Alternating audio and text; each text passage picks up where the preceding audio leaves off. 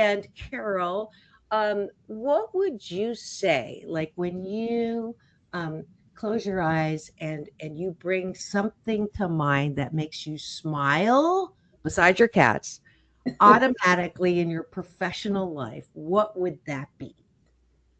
Um, One of the things that really touched my heart was that my mother was supposed to study in the Warsaw Conservatory of Music, opera, and she was brought out of Poland in 1938, and Hitler invaded, as we know, in 1939, and the entire family was wiped out.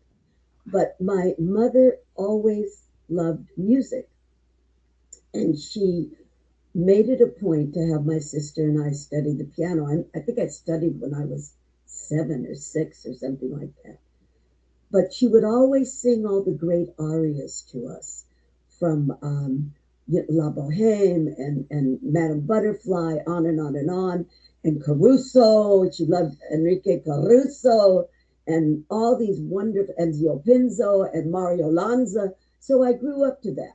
So as years passed, and obviously my career happened because of Phil Spector, and to know him is to love him, Mm. and Elvis, and things went on. When I got to a point, I was able to go to my mother and say to my mother, because she sort of was living through me vicariously.